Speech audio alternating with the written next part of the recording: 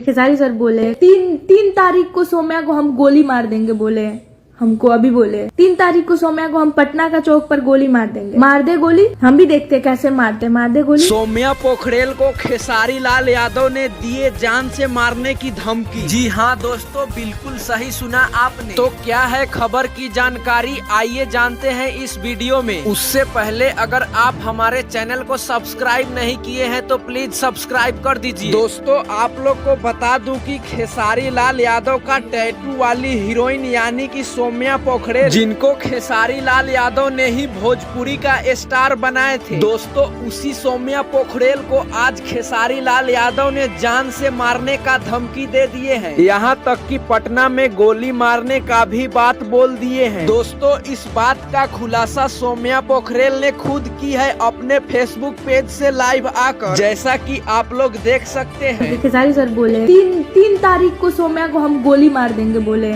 हमको अभी बोले 3 तारीख को सौम्या को हम पटना का चौक पर गोली मार देंगे। मार दे गोली, हम भी देखते कैसे मारते, मार दे गोली। दोस्तों इस बात को लेकर पावर स्टार पवन सिंह ने भी सौम्या पोखरेल के सपोर्ट में आ गए हैं। तो दोस्तों आप लोग को सौम्या पोखरेल और खेसारी लाल यादव के बारे में क्या कहना है, नीचे कमेंट करके जरूर बताएं। और ये हमारा वीडियो आप लोग को अच्छा लगा हो तो वीडियो को भी लाइक जरूर करें।